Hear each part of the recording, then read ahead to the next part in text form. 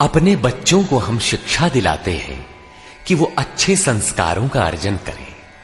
अच्छे संस्कारों का आशय लोग लेते हैं कि वो अपनी रोजी रोटी, आवास, विकास की समस्याओं को हल कर ले। ईश्वर की ओर किसी का ध्यान ही नहीं है। किसी किसी के पास इतना कुछ है कि प्रभु को पुकारने की आवश्यकता ही नहीं समझता। किंतु ये सब कुछ पार्थिव ही तो है। न चाहते हुए भी सारा वैभव यहीं छोड़ जाना पड़ता है। ऐसी स्थिति में ईश्वर की पहचान ही एकमात्र संबल है, जिसे प्रदान कर रहा है यथार्थ गीता का ये कैसेट प्रसारण।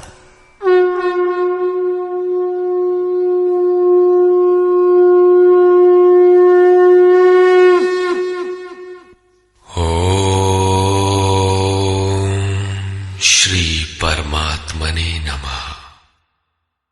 यथार्थ गीता, श्रीमद् भगवद गीता, अथ 10वां।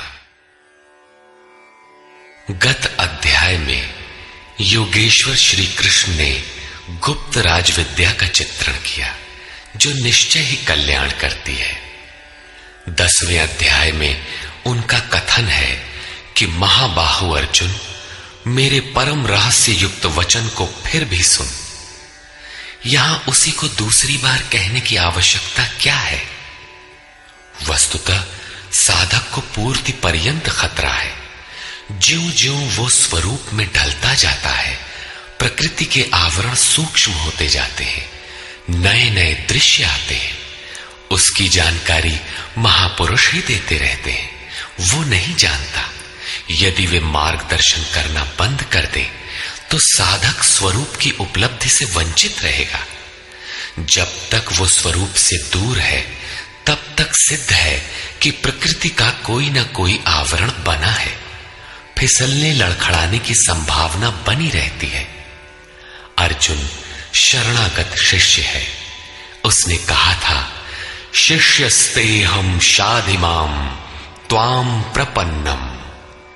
भगवान, मैं आपका शिष्य हूं, आपकी शरण हूं, मुझे संभालिए। अतः उसके हित की कामना से योगेश्वर श्री कृष्ण पुनः बोले।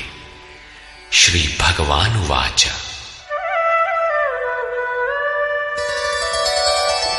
भूय एव महाबाहो शृणु मे परमं वचः यत्तेऽहं प्रीयमाणाय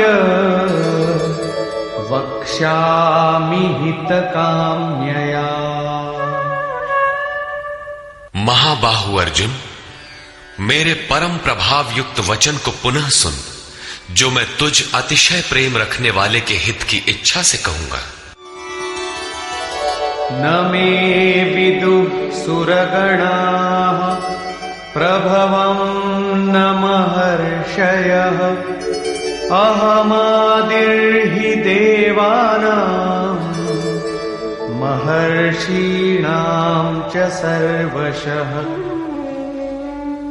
अर्जुन, मेरी उत्पत्ति को न देवता लोग जानते हैं और न महर्षिगण ही जानते हैं। श्री कृष्ण ने कहा था, जन्म कर्म च मे दिव्यम। मेरा वो जन्म और कर्म अलौकिक है, इन चर्म चक्षुओं से देखा नहीं जा सकता। इसलिए मेरे उस प्रकट होने को देव और महर्षि स्तर तक पहुंचे हुए लोग भी नहीं जानते। मैं सब प्रकार से देवताओं और महर्षियों का आदि कारण हूं।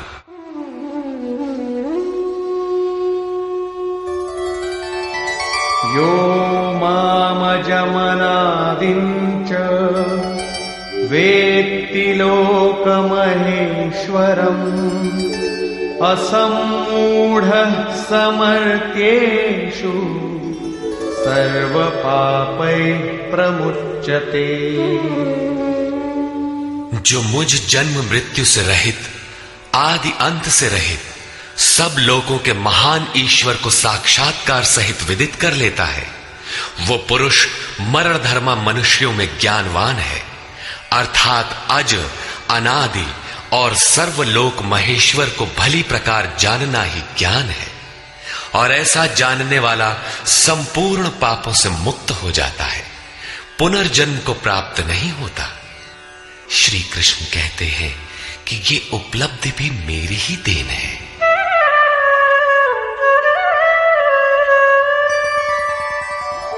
बुद्धिर्ज्ञानमसम्मोहः क्षमा सत्यं दमः शमः सुखं दुःखं भवो भावो भयं चाभयमेव च।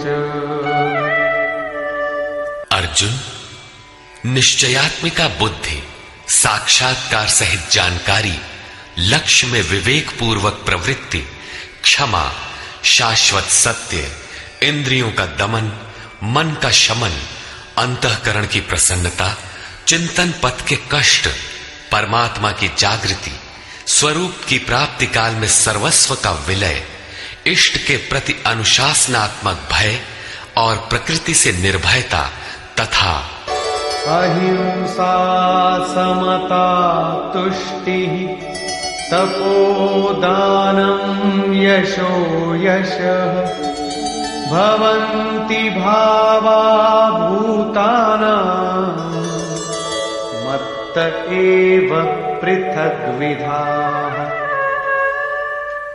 अहिंसा अर्थात अपने आत्मा को अधोगति में न पहुंचाने का आचरण, समता जिसमें विषमता न हो, संतोष मन सहित इंद्रियों को लक्ष्य के अनुरूप तपाना, दान अर्थात सर्वस्व का समर्पण, भगवत पथ में मान अपमान का सहन। इस प्रकार प्राणियों के उपर्युक्त भाव मुझसे ही होते हैं। ये सभी भाव दैवी चिंतन पद्धति के लक्षण हैं। इनका अभाव ही आसुरी संपद है। महर्षयः सप्त पूर्वे चत्वारो मनवस्तथा मद्भावा मानसा जाता येषां लोक इमाः प्रजाः। सप्तर्षि अर्थात योग की 7 क्रमिक भूमिकाएं अर्थात शुभेच्छा, सुविचारणा, तनुमानसा, सत्वापत्ति, असंसक्ति, पदार्था भावना और तुर्यगा तथा इनके अनुरूप अंतःकरण चतुष्टय अर्थात मन, बुद्धि, चित्त और अहंकार, उसके अनुरूप मन जो मेरे में भाव वाला है, ये सब मेरे ही संकल्प से अर्थात मेरी प्राप्ति के संकल्प से तथा जो मेरी ही प्रेरणा से होते हैं, दोनों एक दूसरे के पूरक हैं, उत्पन्न होते हैं। इस संसार में ये अर्थात संपूर्ण दैवी संपद इन्हीं की प्रजा है, क्योंकि सप्त भूमिकाओं के संचार में दैवी संपद ही है, अन्य नहीं। एतां विभूतिं योगं च मम यो वेत्ति तत्वतः सोऽविकम्पेन योगेन युज्यते नात्र संशयः। जो पुरुष योग की और मेरी उपर्युक्त विभूतियों को साक्षात्कार के साथ जानता है, वो स्थिर ध्यान योग द्वारा मुझ में एक ही भाव से स्थित होता है। इसमें कुछ भी संशय नहीं है। जिस प्रकार वायु रहित स्थान में रखे दीपक की लौ सीधी जाती है, कंपन नहीं होता, योगी के जीते हुए चित्त की यही परिभाषा है। प्रस्तुत श्लोक में अविकंपेन शब्द इसी आशय की ओर संकेत करता है। अहं सर्वस्य प्रभवो मत्तः सर्वं प्रवर्तते इति मत्वा भजन्ते मां बुधा भाव समन्विता। मैं संपूर्ण जगत की उत्पत्ति का कारण हूं, मुझसे ही संपूर्ण जगत चेष्टा करता है। इस प्रकार मानकर श्रद्धा और भक्ति से युक्त विवेकी जन मेरा निरंतर भजन करते हैं। तात्पर्य यह है कि योगी द्वारा मेरे अनुरूप जो प्रवृत्ति होती है उसे मैं ही किया करता हूं, वो मेरा ही प्रसाद है। कैसे है, इसे पीछे स्थान स्थान पर बताया जा चुका है। वे निरंतर भजन किस प्रकार करते हैं, इस पर कहते हैं,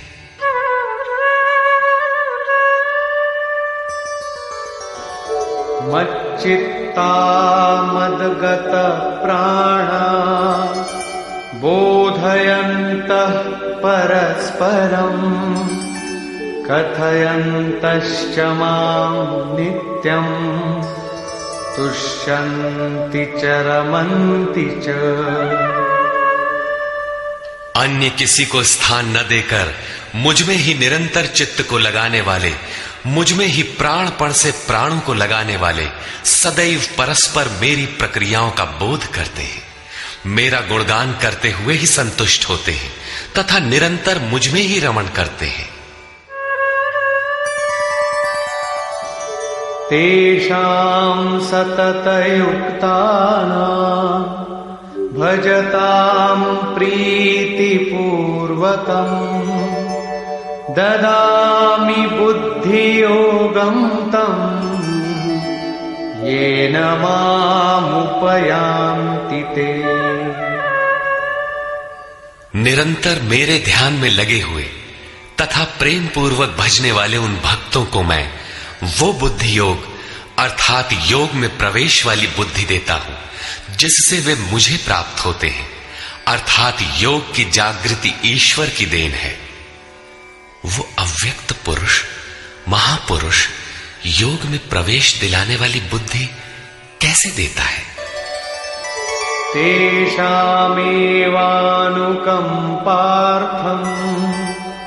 अहमज्ञानजं तमः नाशयाम्यात्मभावस्थो ज्ञानदीपेन भास्वता। उनके ऊपर पूर्ण अनुग्रह करने के लिए मैं उनकी आत्मा से अभिन्न खड़ा होकर, रथी होकर अज्ञान से उत्पन्न हुए अंधकार को ज्ञान रूपी दीपक के द्वारा प्रकाशित कर नष्ट करता हूं। वस्तुतः किसी स्थित प्रज्ञ योगी द्वारा जब तक वो परमात्मा आपके आत्मा से ही जागृत होकर संचालन नहीं करता, तब तक वास्तव में यथार्थ भजन आरंभ ही नहीं होता। वैसे तो भगवान सर्वत्र से बोलने लगते हैं, लेकिन प्रारंभ में वे स्वरूपस्थ महापुरुष द्वारा ही बोलते हैं। यदि ऐसा महापुरुष आपको प्राप्त नहीं है तो वे आपसे स्पष्ट नहीं होंगे। इस पर अर्जुन ने प्रश्न किया। अर्जुन उवाच परम ब्रह्म परम धाम पवित्रं परमं भवान् पुरुषं शाश्वतं दिव्यम् आदिदेवमजं विभुम् आहुस्त्वामृषयः सर्वे देवर्षिर्नारदस्तथा असितो देवलो व्यासः स्वयं चैव ब्रवीषि मे। भगवान, आप परब्रह्म परम धाम तथा परम पवित्र हैं, क्योंकि आपको सभी ऋषिगण सनातन दिव्य पुरुष देवों का भी आदि देव अजन्मा और सर्वव्यापी कहते हैं। परम पुरुष परम धाम का ही पर्याय दिव्य पुरुष अजन्मा आदि शब्द है। देवर्षि नारद, असित, देवल, व्यास तथा स्वयं आप भी मुझसे वही कहते हैं। अर्थात पहले भूतकालीन महर्षि कहते हैं, अब वर्तमान में जिनकी संगत उपलब्ध है, नारद, देवल, असित और व्यास का नाम लिया, जो अर्जुन के समकालीन थे, अर्थात सत्पुरुषों की संगति अर्जुन को प्राप्त थी। आप भी वही कहते हैं। अतः सर्वमेतद्ऋतं मन्ये यन्मां वदसि केशव न हि ते भगवन् व्यक्तिं विदुर्देवान् दानवाः। हे केशव, जो कुछ भी आप मेरे लिए कह रहे हैं वो सब मैं सत्य मानता हूं। आपके व्यक्तित्व को न देवता और न दानव ही जानते हैं। स्वयमेवात्मनात्मानं वेत्थत्वं पुरुषोत्तम भूतभावनभूतेश देवदेव जगत्पते। हे भूतों को उत्पन्न करने वाले, हे भूतों के ईश्वर, हे देव देव, हे जगत के स्वामी, हे पुरुषों में उत्तम, स्वयं आप ही अपने को जानते हैं अथवा जिसकी आत्मा में जागृत होकर आप जना देते हैं वो जानता है। वो भी आपके द्वारा आपका जानना हुआ। इसलिए वक्तुमर्हस्य शेषेण दिव्यायात्मविभूतयः याभिर्विभूतिभिर्लोकान् इमांस्त्वं व्याप्य तिष्ठसि। आप ही अपनी उन दिव्य विभूतियों को संपूर्ण रूप से लेश मात्र भी शेष न रखकर कहने में सक्षम है, जिन विभूतियों द्वारा आप इन सब लोगों को व्याप्त करके स्थित हैं।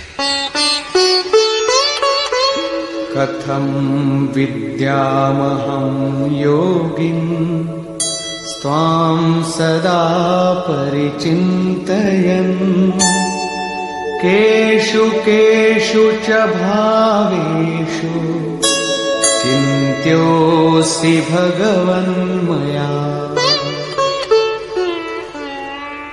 हे योगिन, श्री कृष्ण एक योगी थे। मैं किस प्रकार निरंतर चिंतन करता हुआ आपको जानूं, और हे भगवान, मैं किन किन भावों द्वारा आपका स्मरण करूं। विस्तरेणात्मनो योगम् विभूतिं च जनार्दन भूयः कथय तृप्तिर्हि शृण्वतो नास्ति मे मृतम्। हे जनार्दन, अपनी योग शक्ति को और योग की विभूति को फिर भी विस्तार पूर्वक कहिए। संक्षेप में तो इसी अध्याय के आरंभ में कहा ही है, पुनः कहिए, क्योंकि अमृत तत्व को दिखाने वाले इन वचनों को सुनने से मेरी तृप्ति नहीं होती। रामचरित जे सुनत अघाही रस विशेष जाना तिन नाही। जब तक प्रवेश नहीं मिल जाता तब तक उसे अमृत तत्व को जानने की पिपासा बनी रहती है। प्रवेश से पूर्व रास्ते में ही ये सोचकर कोई बैठ गया कि बहुत जान लिया तो उसने नहीं जाना। सिद्ध है कि उसका मार्ग अवरुद्ध होना चाहता है। इसलिए साधक को पूर्ति पर्यंत इष्ट के निर्देशन को पकड़ते रहना चाहिए और उसे आचरण में ढालना चाहिए। अर्जुन की उक्त जिज्ञासा पर योगेश्वर श्री कृष्ण ने कहा, श्री भगवान वाच,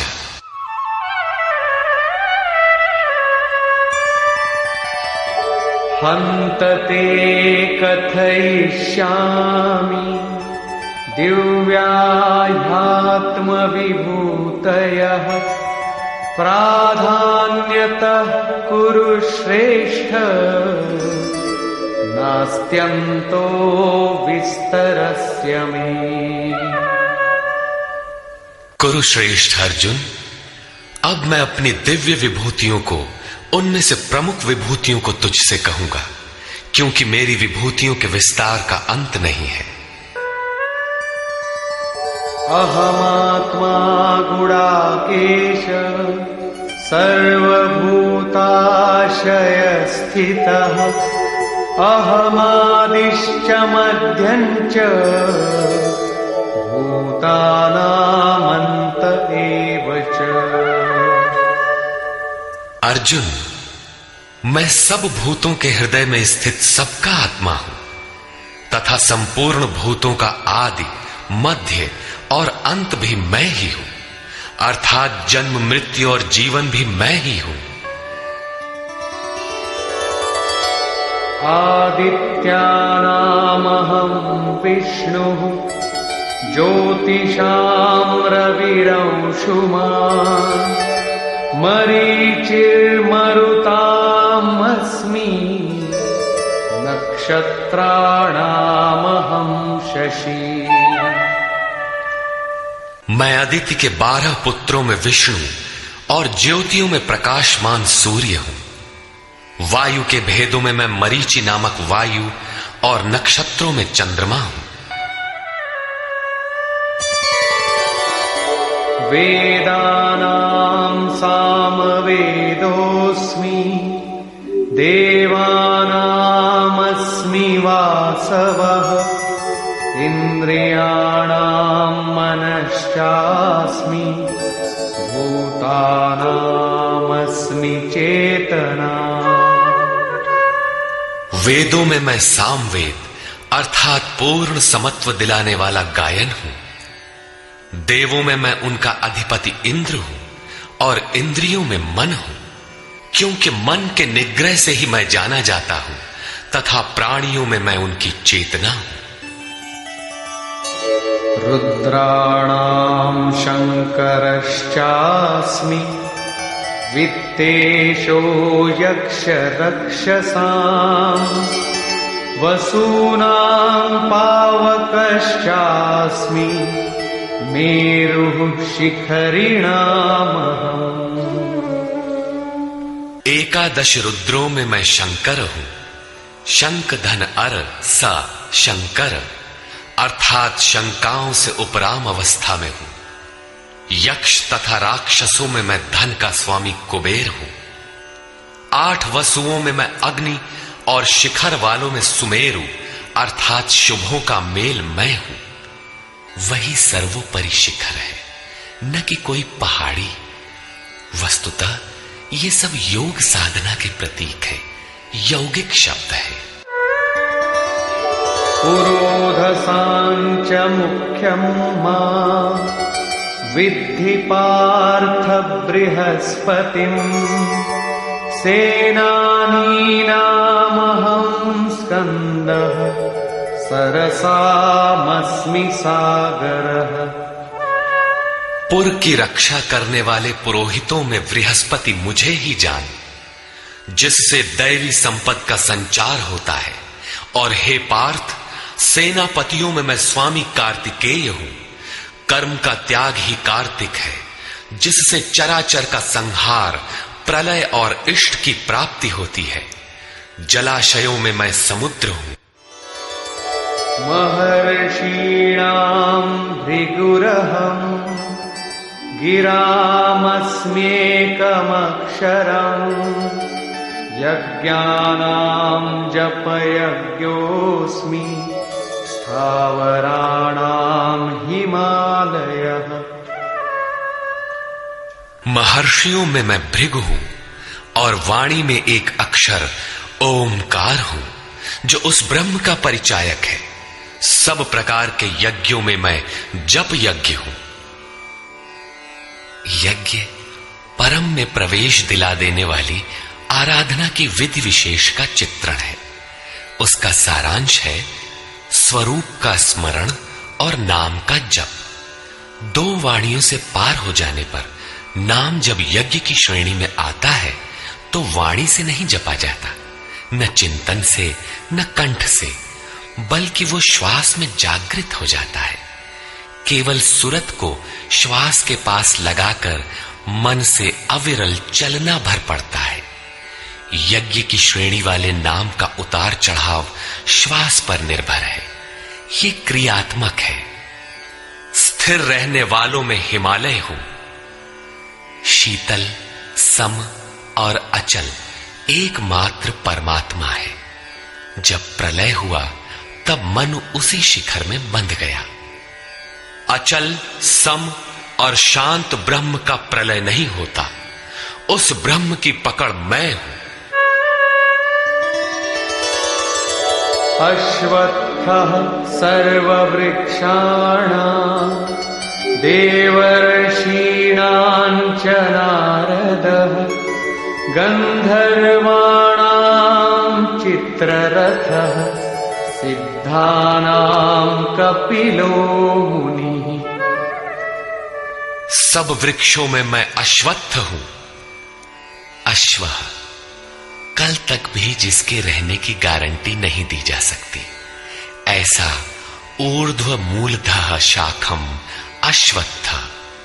ऊपर परमात्मा जिसका मूल है, नीचे प्रकृति जिसकी शाखाएं हैं, ऐसा संसार ही एक वृक्ष है जिसे पीपल की संज्ञा दी गई है। सामान्य पीपल का वृक्ष नहीं कि पूजा करने लगे। इसी पर कहते हैं कि वो मैं हूं और देवर्षियों में मैं नारद हूं। नाद रंध्रः स नारद। दैवी संपद इतनी सूक्ष्म हो गई कि स्वर में उठने वाली ध्वनि अर्थात नाद पकड़ में आ जाए, ऐसी जागृति मैं हूं। गंधर्वों में मैं चित्ररथ हूं, अर्थात गायन अर्थात चिंतन करने वाली प्रवृत्तियों में जब स्वरूप चित्रित होने लगे, वो अवस्था विशेष मैं हूं। सिद्धों में मैं कपिल मुनि हूं, काया ही कपिल है। इसमें जब लव लग जाए, उस ईश्वरीय संचार की अवस्था मैं हूं। उच्चैश्रवसमश्वानां विद्धि माममृतोद्भवम् ऐरावतं गजेन्द्राणां नराणां च नराधिपम्। घोड़ों में मैं अमृत से उत्पन्न होने वाला उच्चैः श्रवा नामक घोड़ा हूं। दुनिया में हर वस्तु नाशवान है, आत्मा ही अजर अमर अमृत स्वरूप है। इस अमृत स्वरूप से जिसका संचार है, वो घोड़ा मैं हूं। घोड़ा गति का प्रतीक है। आत्म तत्व को ग्रहण करने में मन जब उधर गति पकड़ता है, घोड़ा है। ऐसी गति मैं हूं। हाथियों में ऐरावत नामक हाथी मैं हूं। मनुष्यों में राजा मुझको जान। वस्तुतः महापुरुष ही राजा है, जिसके पास अभाव नहीं है।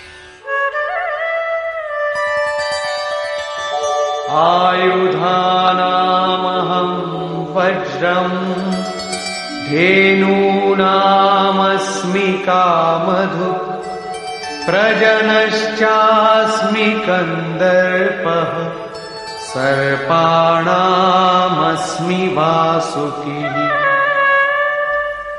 शस्त्रों में मैं वज्र हूं, गायों में कामधेनु हूं। कामधेनु कोई ऐसी गाय नहीं है जो दूध के स्थान पर मनचाहा व्यंजन परसती हो। ऋषियों में वशिष्ठ के पास कामधेनु थी। वस्तुतः गो इंद्रियों को कहते हैं। इंद्रियों का संयत होना इष्ट को वश में रखने वाले में पाया जाता है। जिसकी इंद्रियां ईश्वर के अनुरूप स्थिर हो जाती हैं, उसके लिए उसी की इंद्रियां कामधेनु बन जाती है। फिर तो जो इच्छा करी हऊ मन माही, हरि प्रसाद कछु दुर्लभ नाही। उसके लिए कुछ भी दुर्लभ नहीं रहता। प्रजनन करने वालों में नवीन स्थितियों को प्रकट करने वाला मैं हूं। प्रजनन, एक तो लड़का बाहर पैदा किया जाता है। चराचर में रात दिन पैदा ही होते हैं। चूहे चींटी रात दिन करते हैं, ऐसा नहीं, बल्कि एक स्थिति से दूसरी स्थिति, इस प्रकार वृत्तियों का परिवर्तन होता है। वो परिवर्तित स्वरूप मैं हूं। सर्पों में मैं वासुकी हूं। अनन्तश्चास्मि नागानां वरुणो यादसामहम् पितॄणामर्यमा चास्मि यमः संयमतामहम्। नागों में मैं अनंत अर्थात शेष नाग हूं। वैसे तो ये कोई सर्प नहीं है। गीता की समकालीन पुस्तक श्रीमद् भागवत में इसके रूप की चर्चा है कि इस पृथ्वी से 30,000 योजन की दूरी पर उस परमात्मा की वैष्णवी शक्ति है जिसके सिर पर यह पृथ्वी सरसों के दाने की तरह भार रहित टिकी है। उस युग में योजन का पैमाना चाहे जो रहा हो, फिर भी यह पर्याप्त दूर है। वस्तुतः ये आकर्षण शक्ति का चित्रण है। वैज्ञानिकों ने जिसे ईथर माना है। ग्रह उपग्रह सभी उसी शक्ति के आधार पर टिके हैं। उस शून्य में ग्रहों का कोई भार भी नहीं है। वो शक्ति सर्प की कुंडली की तरह सभी ग्रहों को लपेटे है। यही है वो अनंत जिससे पृथ्वी धारण की जाती है। श्री कृष्ण कहते हैं, ऐसी ईश्वरीय शक्ति मैं हूं। जलचरों में उनका अधिपति वरुण हूं तथा पितरों में अर्यमा हूं। अहिंसा, सत्य, अस्तेय, ब्रह्मचर्य और अपरिग्रह 5 यम हैं। इनके पालन में आने वाले विकारों को काटना अरह है। विकारों के शमन से पितृ अर्थात भूत संस्कार तृप्त होते हैं, निवृत्ति प्रदान कर देते हैं।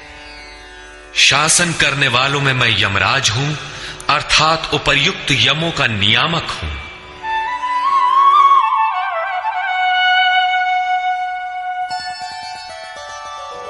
प्रह्लादश्चास्मि दैत्यानां कालः कलयतामहम् मृगाणां च मृगेन्द्रोऽहम् वैनतेयश्च पक्षिणाम्। मैं दैत्यों में प्रहलाद हूं, पर आह्लाद, पर के लिए आह्लाद। प्रेम ही प्रहलाद है। आसुरी संपद में रहते हुए ईश्वर के लिए आकर्षण विकलता आरंभ होती है जिससे परम प्रभु का दिग्दर्शन होता है। ऐसा प्रेमोल्लास मैं हूं। गिनती करने वालों में मैं समय हूं। 1, 2, 3, 4 ऐसी गिनती या क्षण, घड़ी, दिन, पक्ष, मास इत्यादि नहीं, बल्कि ईश्वर के चिंतन में लगा हुआ समय मैं हूं।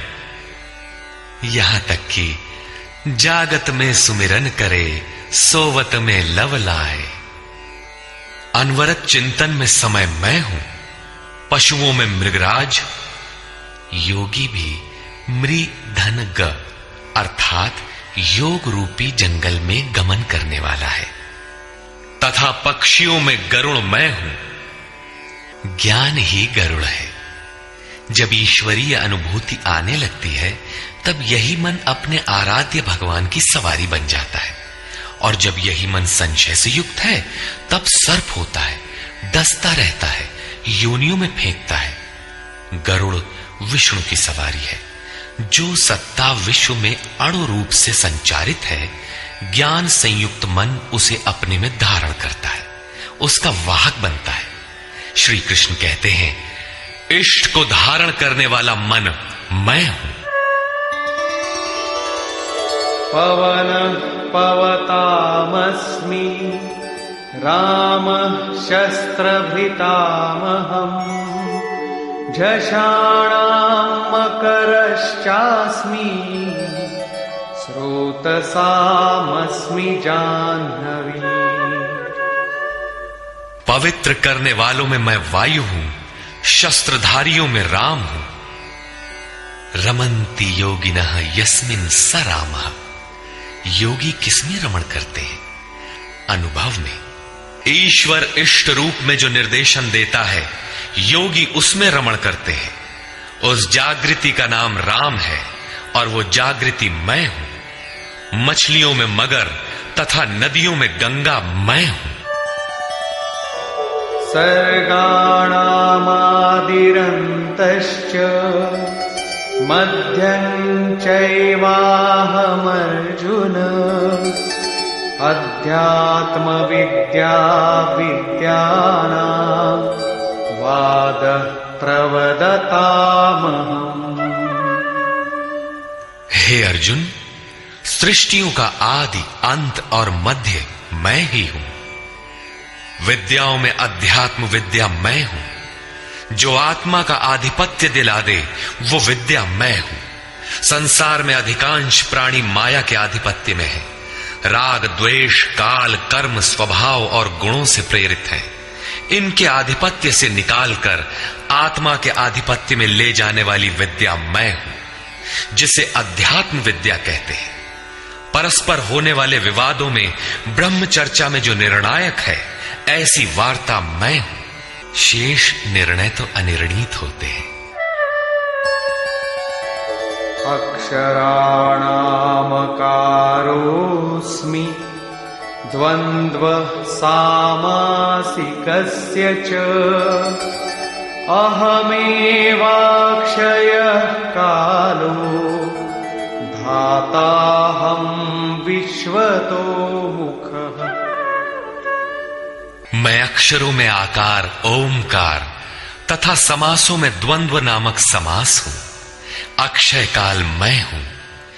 काल सदैव परिवर्तनशील है, किंतु वो समय जो अक्षय अजर अमर परमात्मा में प्रवेश दिलाता है, वो अवस्था मैं हूं। विराट स्वरूप अर्थात सर्वत्र व्याप्त, सबको धारण पोषण करने वाला भी मैं ही हूं।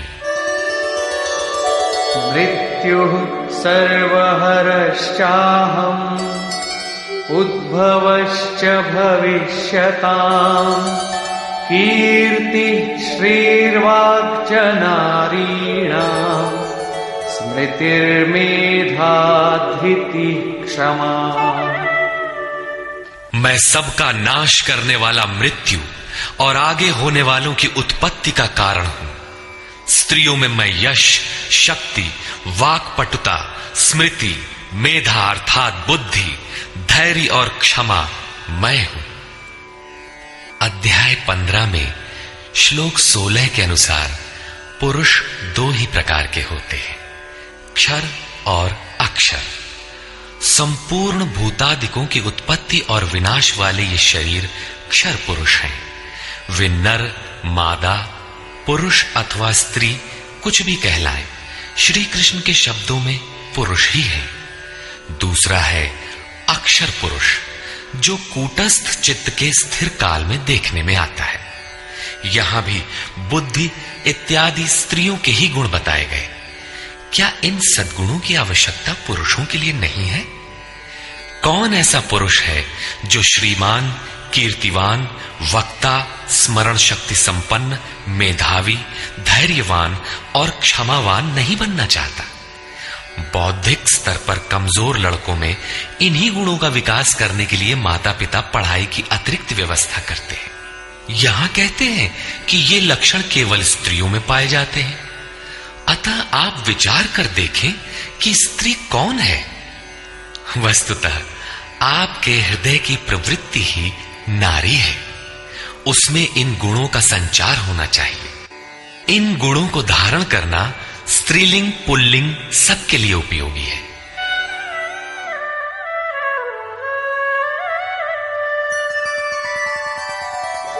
बृहत्साम तथा साम्ना गायत्री छन्दसामहम् मासानां मार्गशीर्षोऽहम्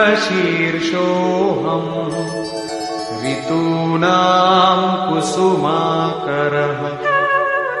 गायन करने योग्य श्रुतियों में मैं बृहत् साम अर्थात वृहत से संयुक्त समत्व दिलाने वाला गायन हूं, अर्थात ऐसी जागृति मैं हूं। छंदों में गायत्री छंद मैं हूं। गायत्री कोई मंत्र नहीं है जिसे पढ़ने से मुक्ति मिलती हो, वरन एक समर्पणात्मक छंद है।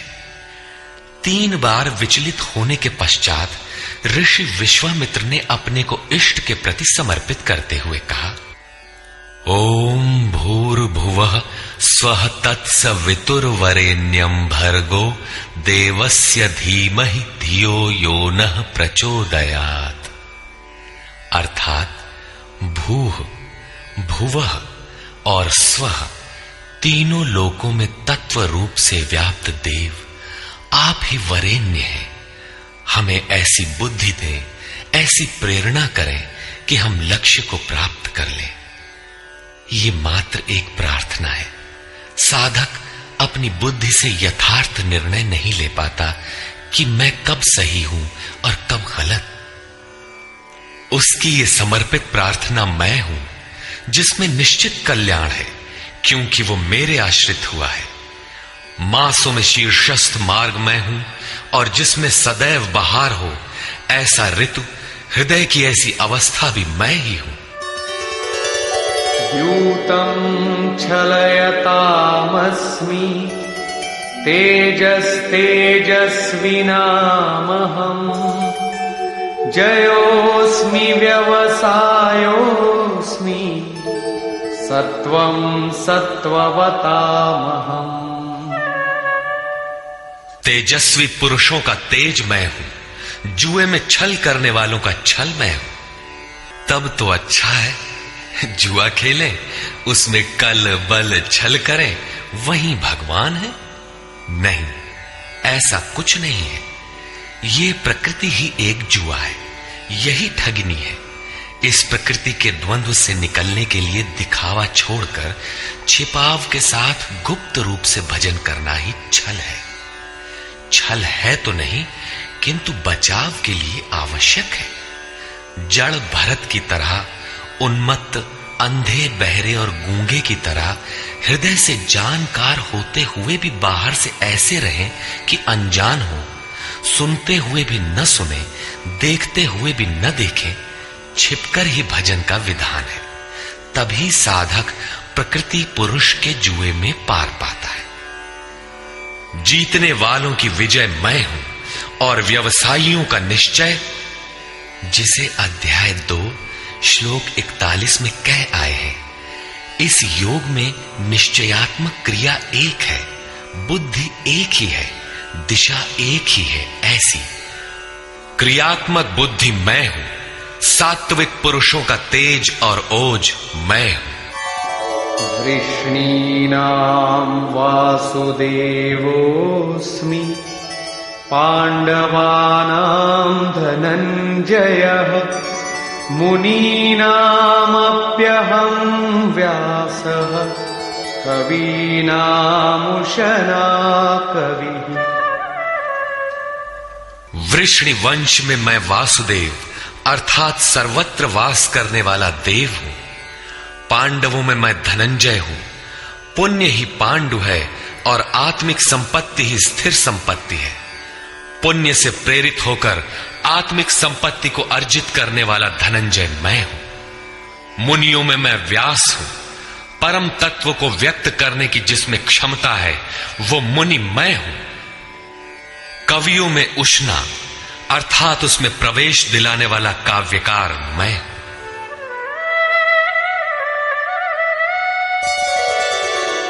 दंडोदमयतामस्मि नीतिरस्मि जिगीषताम् मौनं चैवास्मि गुह्यानां ज्ञानं ज्ञानवतामहम्। दमन करने वालों में दमन की शक्ति मैं हूं। जीतने की इच्छा वालों की मैं नीति हूं। गुप्त रखने योग्य भावों में मौन हूं, और ज्ञानवानों में साक्षात के साथ मिलने वाली जानकारी, पूर्ण ज्ञान मैं हूं।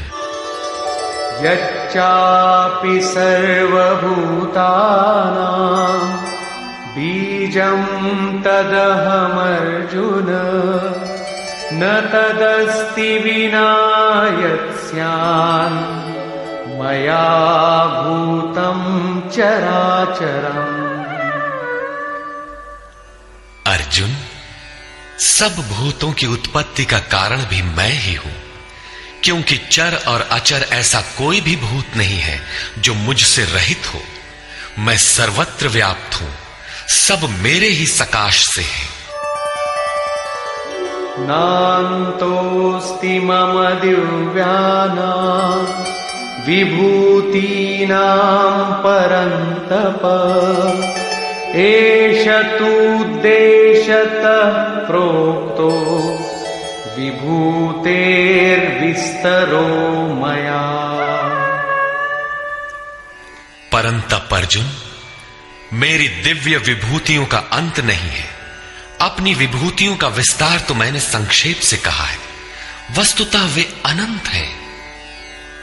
इस अध्याय में कुछ ही विभूतियों का स्पष्टीकरण किया गया है, क्योंकि अगले ही अध्याय में अर्जुन इन सबको देखना चाहता है, क्योंकि प्रत्यक्ष दर्शन से ही विभूतियां समझ में आती है। विचारधारा समझने के लिए इसी से थोड़ा अर्थ दिया गया।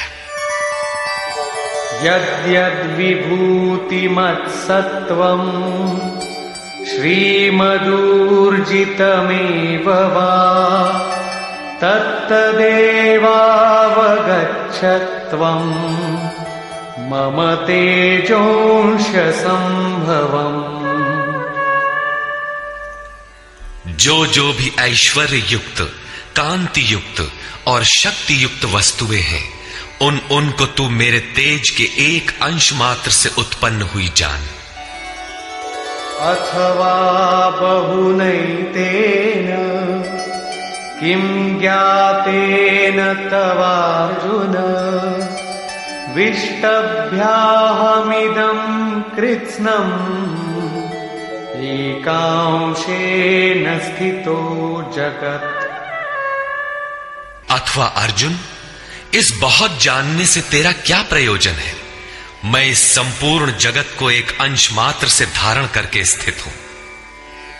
उपर्युक्त विभूतियों के वर्णन का तात्पर्य ये नहीं है कि आप या अर्जुन इन सभी वस्तुओं को पूजने लगे, बल्कि श्री कृष्ण का आशय केवल इतना ही है कि इन सब ओर से श्रद्धा समेट कर केवल उन अविनाशी परमात्मा में लगावे।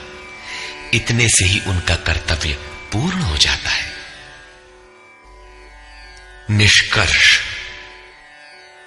इस अध्याय में श्री कृष्ण ने कहा कि अर्जुन, मैं तुझे पुनः उपदेश करूंगा, क्योंकि तू मेरा अतिशय प्रिय है। पहले कह चुके हैं, फिर भी कहने जा रहे हैं, क्योंकि पूर्ति पर्यंत सद्गुरु से सुनने की आवश्यकता रहती है।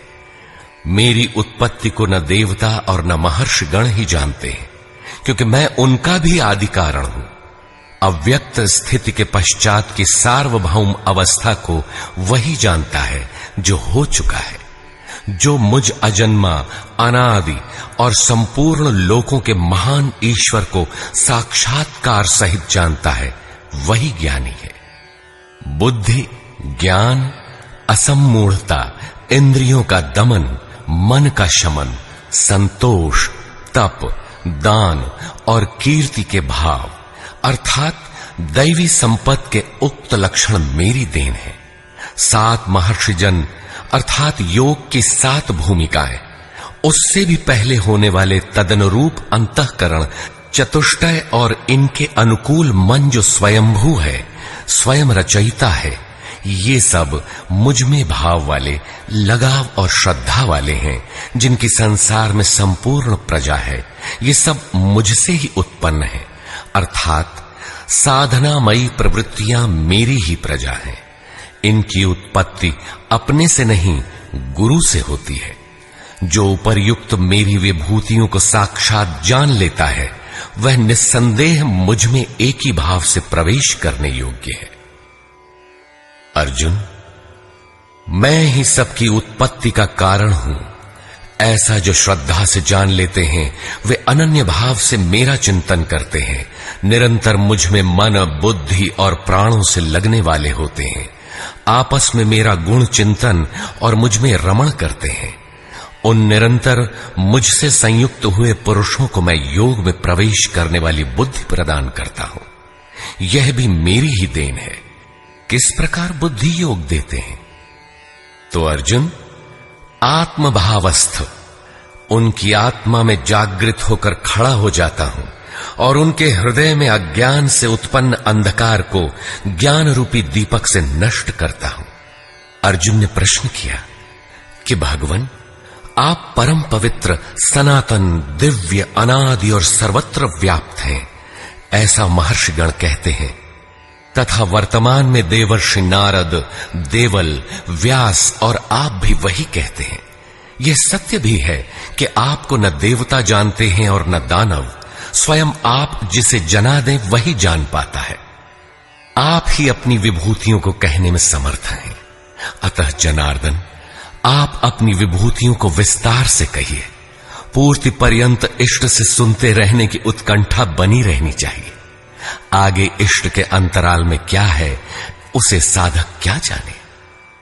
इस पर योगेश्वर श्री कृष्ण ने एक एक करके अपनी प्रमुख विभूतियों का लक्षण संक्षेप में बताया, जिनमें से कुछ तो योग साधन में प्रवेश करने के साथ मिलने वाली अंतरंग विभूतियों का चित्रण है, और शेष कुछ समाज में रिद्धियों सिद्धियों के साथ पाई जाने वाली विभूतियों पर प्रकाश डाला। और अंत में उन्होंने बल देकर कहा, अर्जुन, बहुत कुछ जानने से तेरा क्या प्रयोजन है। इस संसार में जो कुछ भी तेज और ऐश्वर्य युक्त वस्तुएं हैं, वह सब मेरे तेज के अंश मात्र में स्थित हैं। वस्तुतः मेरी विभूतियां अपार हैं। ऐसा कहते हुए योगेश्वर ने इस अध्याय का पटाक्षेप किया। इस अध्याय में श्री कृष्ण ने अपनी विभूतियों की मात्र बौद्धिक जानकारी दी, जिससे अर्जुन की श्रद्धा सब ओर से सिमटकर एक इष्ट में लग जाए।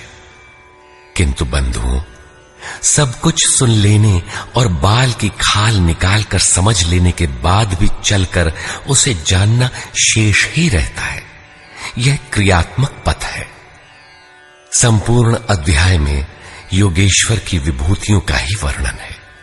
अतः ओम तत्सदिति श्रीमद्भगवद गीता सूपनिषत्सु ब्रह्म विद्यायाम योग शास्त्रे श्री कृष्णार्जुन संवादे विभूति वर्णन योगो नाम 10वां। इस प्रकार स्वामी अड़गड़ानंद कृत श्रीमद्भगवद गीता के भाष्य यथार्थ गीता का 10वां अध्याय पूर्ण होता है। हरि ओम तत्सत।